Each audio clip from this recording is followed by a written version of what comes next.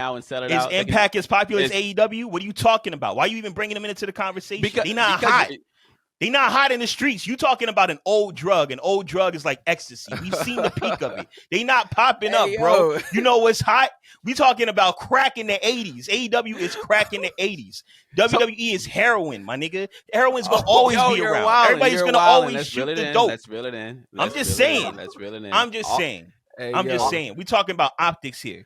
You know all what I'm saying is you keep saying this whole optic things because you're making it sound like anybody can just march into Wembley Stadium and sell it out because the product is starved over there. I'm saying that when you come to me talking about WWE is worried about AEW because the AEW has done an amazing I never said WWE is worried about anything. I don't think WWE is worried. Worried is the wrong word, but WWE is a little unbothered, but bothered at the same time. It's like, okay, so picture this. Bothered? They're bothered. You know they are. Picture this. Late 90s. Late 90s is coming through. MJ is fresh off his 6 championships, but he sees this young kid, Kobe, coming through, and he's peeking out, and he's like, oh, damn, who was this? Talk about it. You know what I'm saying? And now he's a little uneasy about Kobe doing his moves and being infatuated with his whole style, but he still show love. But deep down inside, Michael, come on. He's a little bothered. I feel that it's this way with WWE and AEW. Absolutely. You know what this is? This is I got a better comparison for you. This is Michael Jordan and LeBron James. Remember when LeBron James won a championship in the bubble? That bubble season? He got ring number 4. Baby. What happened directly after that? All of a sudden, Michael Jordan, The Last Dance on the ESPN. Yeah. Why was The Last Dance released? We all know that MJ was shaking in his boots just a little bit. He saw LeBron James coming closer to that title, and he said, nah, let me remind them who I am. And that's what WWE did when they teased bringing WrestleMania to the UK. They see the largest wrestling audience in the UK history and wrestling history belonging to Tony Khan and AEW, and they say, yo, let's just remind them who number 1. So let's bring WrestleMania to the UK.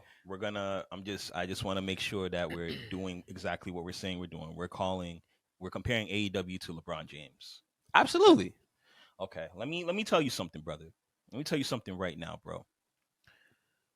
AEW is an incredible product. Let's just get that out the way. Incredible product. Now, do I think they can be competitive with AEW in the future?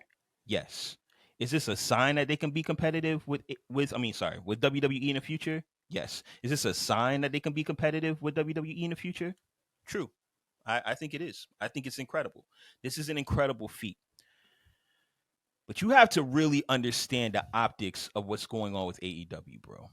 AEW is doing a really great thing, but their business is not showing that they are a contender against WWE right now or in the very near future for a very, very long time. Now, do I think WWE is seeing what's going on with AEW and being like, all right, we gonna do our Thuck Dizzle? Sure. Oh yeah, competition. Competition. Cool. A second sure. ago. Yep. Absolutely. I will give that to y'all. But this whole narrative of bothered, this whole narrative of worried, you got to understand that there's levels to what WWE has already done and accomplished, where they're going, and how they're going to continue to evolve based off business optics that they've already secured for themselves. So AEW's not there, bro. So they're not. They're struggling to fill out arenas. They're struggling to get half arenas. So how their long viewership is down, and their main star is a nutcase. So how we gotta cut the BS, bro. These are just the facts. It's just a fact. So how long until WWE does consider AEW competition then? If having the largest wrestling audience in history is still not considered competition to you, That's the wrong. How long until we get there? That's and, the wrong what, question. What has to happen? Do they have to do it again? Do they have to break their own record? The right question the number one and is, two biggest audiences. The right question is, what does AEW need to do to be considered real competition to WWE? And that's what I can't answer that. And I can't answer that for them. I can't. Actually, I can't answer that for them. What they need to do is to be able to do the same numbers that WWE is doing, and in a lot of ways be beating them. And they're not doing that. You know why WCW was competition to WWE? Because those guys were doing the same numbers, and then they started doing better numbers. They were literally having the same type of response, if not better, than WWE. That's called competition. What we're seeing right now is a secondary promotion having a great win. I don't think that AEW necessarily has to beat WWE at anything to be competition. At the end of the day, we're comparing. That doesn't even make any sense. You have to beat somebody in order to be competitive. At the end of the day, we're comparing an infant company to a 47-year-old company. Why are you even bringing them up in the conversation? I don't want to talk about AEW being competitive with WWE. They not even. All I'm saying is that the largest wrestling audience in history belongs to AEW. If that's not a sign that this is clear competition, I don't know. Contradicting yourself. Why are you bringing it? Why, if you're telling me that this is an infant company and we can't consider them competition, and then you're saying they're having. That's not what I said, though. That's literally what you just said. You're saying that in order to be competition to WWE, AEW literally has to put WWE out of business. Like, come on now, that's not happening. When did I say that? I said they have to compete. I said they have to do better. They're competing for or better numbers, or just as much. That's all I'm saying. They're not doing that. Okay. 80K is one event, bro. It's one event, and it's incredible. I'm not trying to downplay the achievement that AEW has done. It's incredible, but they're not competition to WWE. Like, what are we talking about, bro? It's not. History numbers wise, that's a competition feat right there. Everybody want to have that top spot with numbers. We see it with rappers like, the Drakes, the Kendricks. We see it all the time.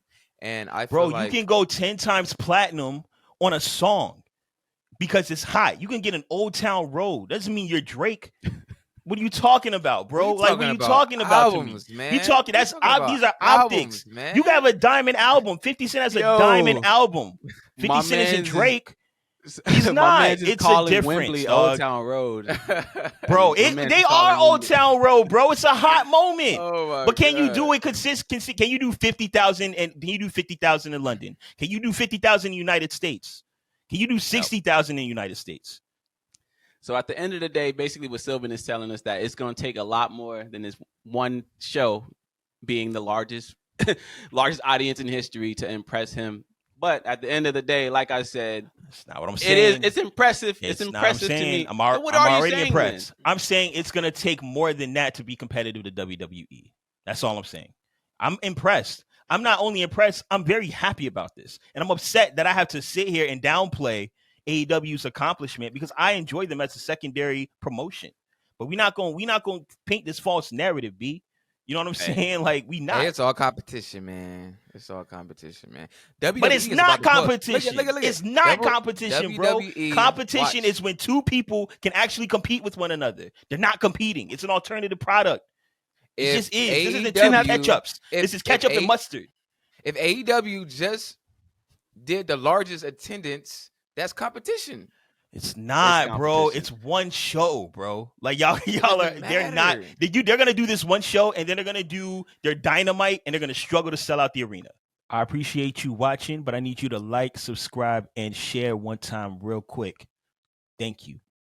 Now get back to watching the podcast. It's not just one show.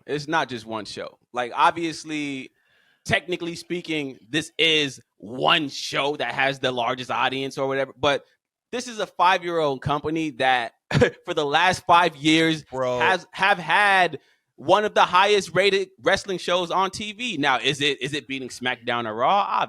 Obviously not. Like, come on now. I'm choosing SmackDown and Raw on most nights over AEW, and I'm an AEW fan. That's just what it is. But at the end of the day, this is a company that's only been around for 5 years. They've consistently brought numbers to the network that they're on. They have a video game now. They're touring more. They have house shows now, and now they're selling out shows overseas. Like, come on now. I'm We not gotta, mad at some at point, we this. gotta give props where they do.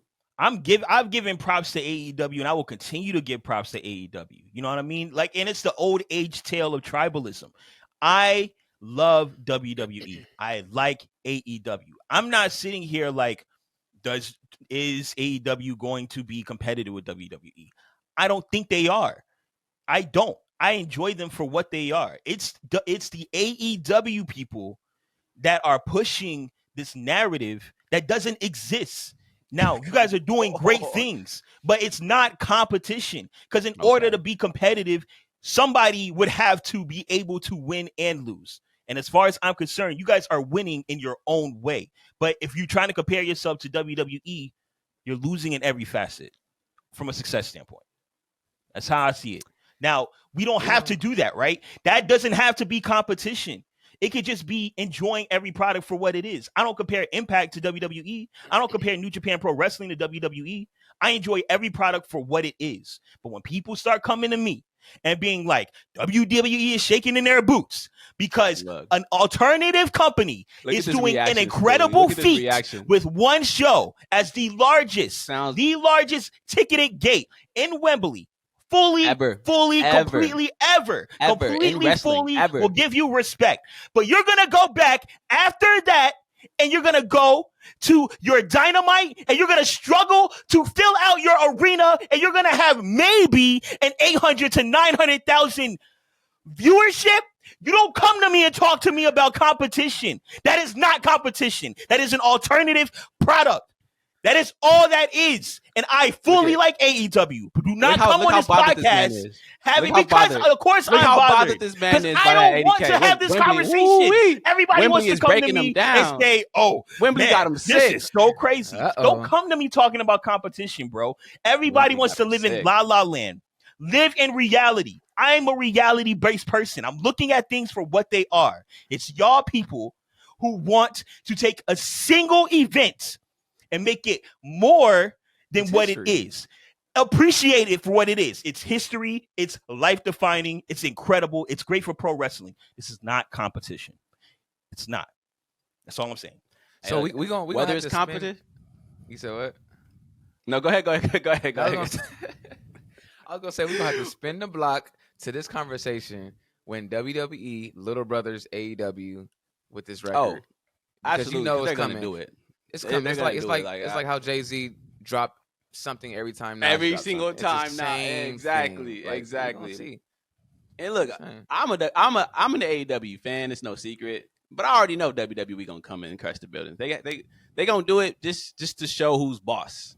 They're going to announce Wembley, or probably a bigger stadium than Wembley, like in the next couple years. And they're going to smash this record. They're going to do like 100K.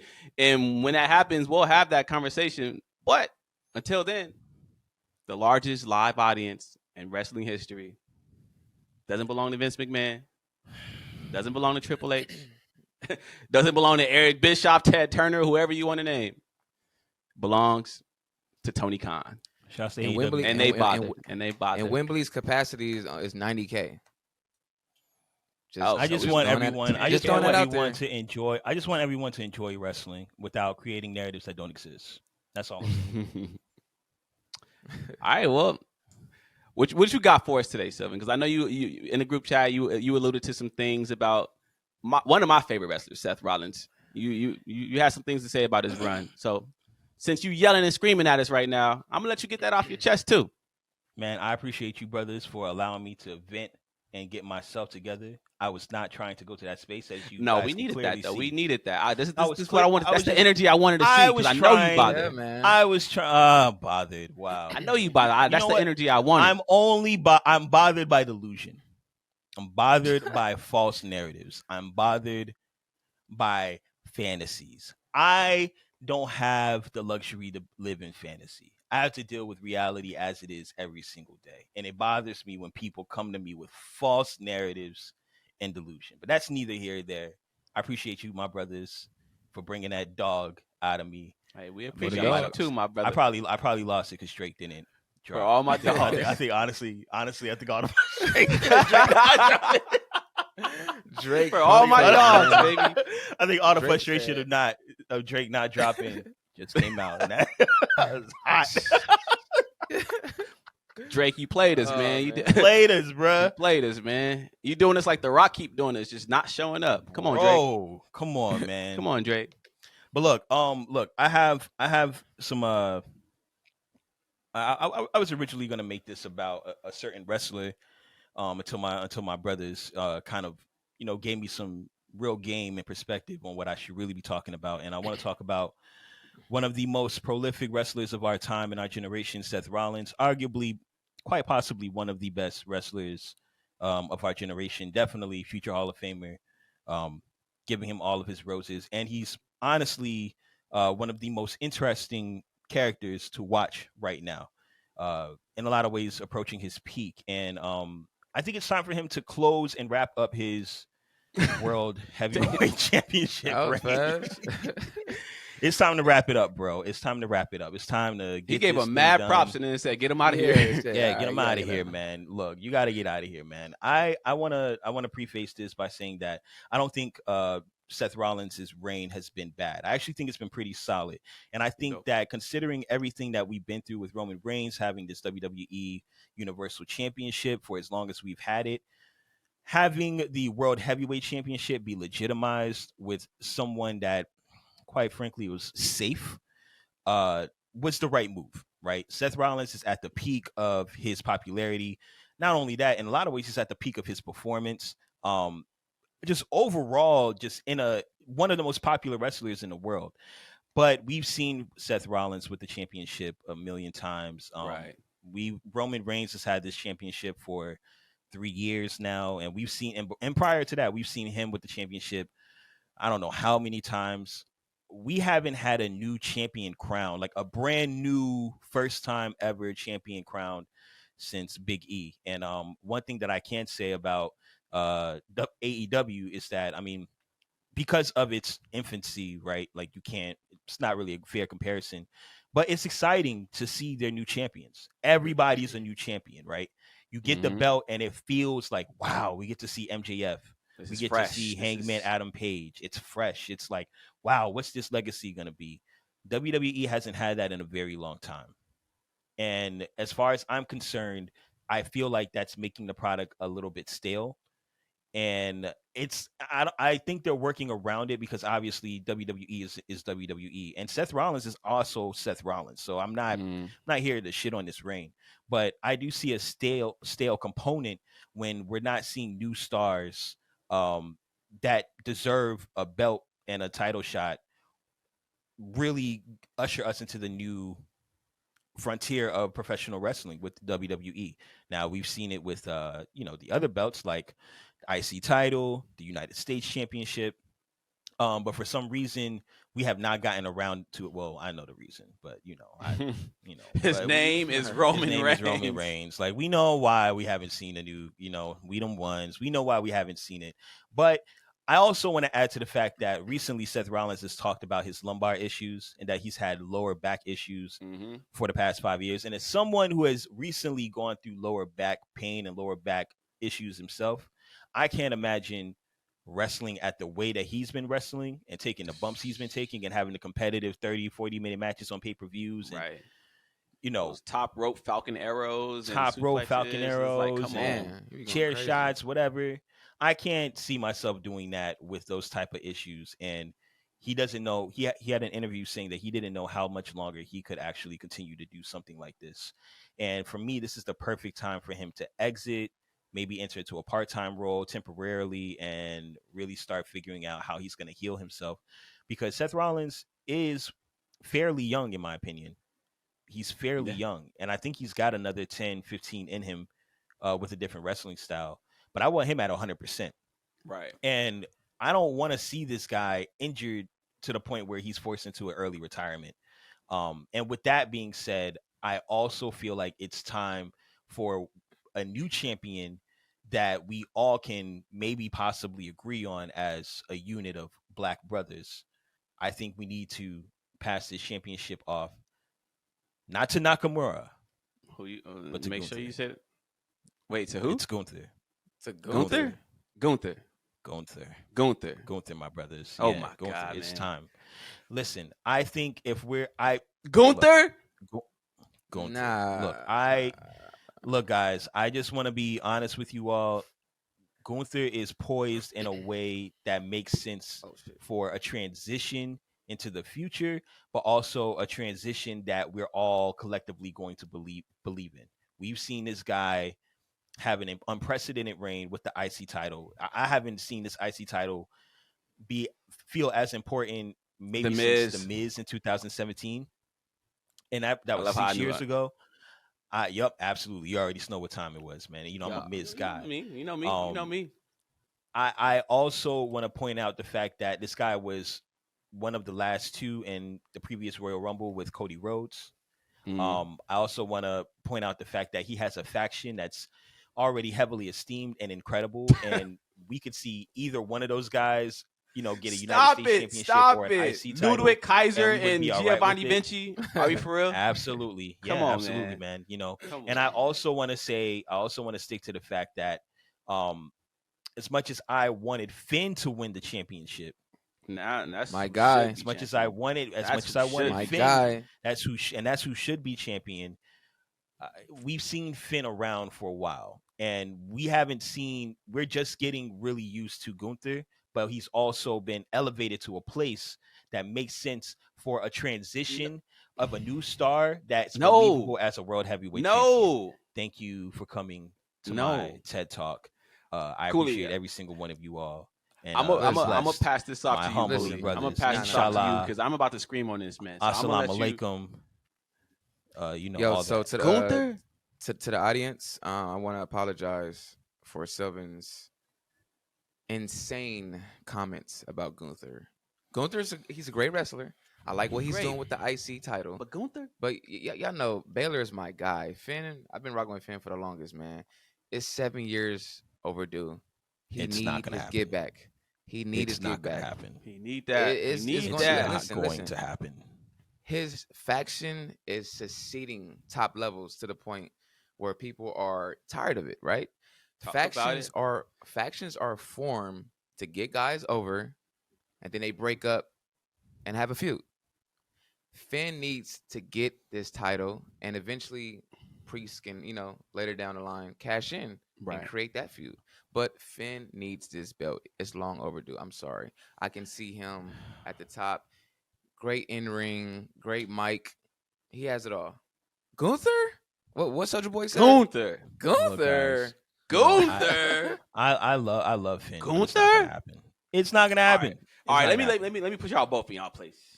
First of all, this is the very first WWE title reign, like the very first one, because they just created this belt. I know it has the old lineage, but they just created this new belt. We've never seen this new belt until Seth Rollins got it, and because of that, Seth Rollins' run should probably last a little bit longer, just so we build that title up before he drops it to anybody. So I'm not mad at Seth Rollins still having the title. I would like to see somebody new, just because that's just who I am. I like to see new champions, but at the end of the day, like I said, it's a new title, so we should probably let that rock for about 8 or 9 months before we finally pass that off.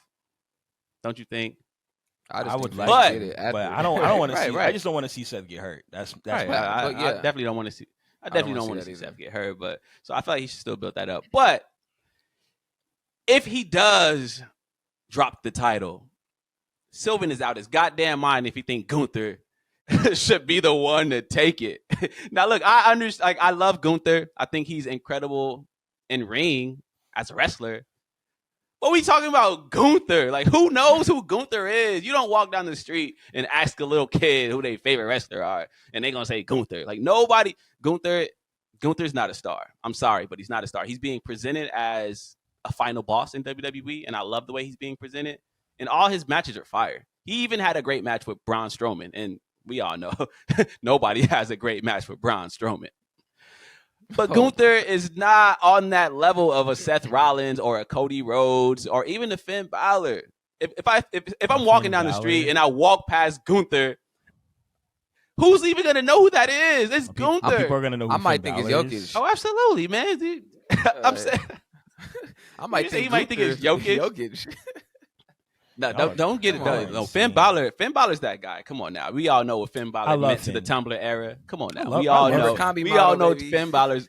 That's the Abercrombie model. It was girls out there who was posting nonstop Finn Balor gifts back in the day. Like, we all know what it is. Finn Balor should have that title, and I personally think that Finn Balor is the next world champion. I know y'all don't see the vision because he lost those matches back to back to Seth, but I'm telling you, I'm paying attention. I'm paying close attention to what they're doing with this Money in the Bank briefcase. And JD McDonough keeps making these comments about, oh, Damian Priest, this Money in the Bank briefcase is coming in between you and Finn Balor. Maybe you should get rid of it. They're doing this on purpose. They planting them seeds. Somehow, some way, Finn Balor's going to end up with that Money in the Bank briefcase, and he's going to cash in and finally get one up on Seth Rollins. I see the vision. I will bet my life on it. What shoes am I wearing? Hold up. I will bet my off-white Jordan 2s on it. My guy, Finn Balor's going to get that championship. If he doesn't, I will drop. Listen. I will personally drop this shoe off at your crib, Sylvan. You can have them. I don't think if Finn Balor don't touch this championship. Finn Balor's going to be the next world champion. I promise you. I would like to see Finn Balor as the next world champion. I was in the group chat with y'all telling y'all, yo, Finn got to win this, man. Finn's really the one who needs to be winning this. But the way they treating this man right now, I don't know. I just don't. I don't know. You know what I mean? Let it play out. I mean, trust the process. I'll try. I'll try. You know what I mean? I'm really gonna try. But I the way I see it is that Gunther is probably gonna lose this title to Chad Gable sometime soon. Before the streak? I think. No, I don't think before. We got to beat the honky man. I think he's gonna beat the streak because I mean, obviously. But after that, I do think Chad Gable is gonna win that IC title. I think it's poised. I think they're making it a believable thing. He had the count out, and gave Gunther his first pin and a very not with pin, but like technical loss, I guess, or count since I don't. Anyways, him, Chad. It's like I don't even know how to describe that. Like, how do you? You know what's funny about that? And look, my bad for getting off topic a little bit, but it's so funny how Vince McMahon just had back surgery, so he's out the office or whatever, and immediately we got Chad Gable beating Gunther. We got Tommaso Ciampa back on TV reunited with Johnny Gargano. It's like Triple H couldn't wait for Vince McMahon to get out of there. He said, "It's like, get the hell out of here. Let me do what I really want to do." But I just feel like Gunther is new. He's fresh, and I want to see a new fresh champion. I like Finn a lot, but we've seen Finn around for a long time, and I feel like they're really struggling to pull the trigger on Finn. And I mean, look, I just don't like the fact that he's going up against Seth and losing so many times. It has to be some end game. There has to be. It has to be something, bro. Because if there is no end game, it's just like Finn's gonna be there at this space forever. It's just like I'm telling you, pay attention to that Money in the Bank briefcase because they keep making these comments. They keep making these slick comments about, oh, maybe you should get rid of that briefcase. Like it's leading to something. It can't just be for nothing. He also getting older, man. Like, the body starts withering down, and I don't want him to get injured or anything. Nah, he's in his 40s, isn't he? Oh, I think he's like 42. Yeah, he's like 42, he moves 43. He moves better than me. What the hell? Yeah, man. Right. But he's an incredible athlete, and also he, like, when you're 42 and you're you're wrestling like he wrestles, like he is a wrestler's wrestler. Right, like he's not in there like as much as I love LA Knight, he's not LA Knight where it's just like, bro, you wrestling very safe. You know what I mean? Like, or Miz, like you're a very safe wrestler. We're not really going to you for like 5-star matches, and that's okay. It's not a big deal. But this guy is wrestling at a high level in his 40s, man. So I just feel like, bro, if there's any time to pull it now. But if you ain't gonna pull it, then give it to Gunther, because who else is fresh and believable and is a future star. And I like Gunther. I don't want to sound like I don't like Gunther. I think he's incredible. I don't know about the marketability of a Gunther. I just don't know if he has that star power to really propel him to be the one to take that title, especially when you're on a brand that has like Cody Rhodes. I mean, I would love Mysterio. It's like Brock Lesnar And I mean, Dominic isn't ready. Can Gunther stand next to any of them? Like, Yes, does Gunther even have a T-shirt? Like, I'm not even talking about merchandise sales, but does Gunther even have a shirt? All right, first off, Like, Rey Mysterio is Rey Sylvan. Mysterio. We're not gonna make that a thing. Like, just answer this one question for me. Do you honestly, in your heart, believe that there's a single wrestling fan out there saying, "Yo, I got to buy these tickets for Payback next week because I can't miss this Gunther match. I have to go see Gunther live." Like, come on, we know that don't exist. This is my thing, right? Like, at a certain point, you have to take a risk on a wrestler when you see that they have all the attributes that are promising for them to become that, right? Like Triple H at a certain point had to become risky, was a risk when he became WWE champion. He had to do a lot. This guy had to become the leader of DX. You know what I mean? Guy had to have the blood feuds with Foley. Like, this dude had to take the Austin, had to take a year of losses for when the click like MSG had to take a year of losses, had to stay in at a certain, and he's not the most, like, he wasn't selling more merch than The Rock or Stone Cold or even damn near The Undertaker, but at a certain point it's like, well, you got to give this guy a shot to see if he can be that guy. And he became that guy. He became the game. He became the most hated wrestler of all time. He found his angle in his niche. And I feel like at a certain point you have to give these new stars a chance to become that if they're promising. I mean, if you can just put the belt on Brock Lesnar after 2 months, and I mean, why can't you do it with a Gunther? Right. So that's all I'm saying. I'm not saying that he's I'm not saying that he's poised right now. Like, nah, not at all. But right. I mean, we can't play it safe forever, WWE. I mean, shout out to Gunther, man. He's good, but I just don't see it happening. That's just me, I want Finn to win it, but I don't see Finn winning, man. They teasing me too much, bro. This dude's been losing back to back to Seth, going through upset after upset. I'm like, bro, don't let this don't just do this, and we've seen it already. Yeah, bro. I'm telling y'all, pay attention though. Pay attention to that Money in the Bank briefcase. That's all I'm saying. There's something going on with that, and I got a feeling Finn gonna end up with it. But I will say this: whatever does happen with this championship, I do want to say that we do love Seth Rollins to death. Yeah, he's one of my favorites of all time, and I know Cooley. Cooley loves Seth Rollins. Like, that's his guy. That's one of his guys. So we'll see. We'll let it play out. But if Seth Rollins does end up having a long reign, there's not a more deserving person than Seth Rollins at the end of the day. Because we've talked about you're right, but we've talked about it on this podcast actually. How in 2022 Seth Rollins had more losses than anybody on the roster. Yeah. So it's like he's finally being rewarded for all the good work that he's done. I don't mind if it lasts a little bit longer. Why not? I mean, I don't mind either, man. Just be safe. To piggyback off Sylvan, pause in my Dame Dash voice. Pause. Big pause. Yeah, big pause. But I have lower back issues too, and them things are not. It's not fun, and I can't even imagine what Seth is going through. He's doing this at a professional level. I'm just a regular guy going to work, doing a 9 to 5, and I'm still having problems. So I don't want him to be in no Edge, Stone Cold situation.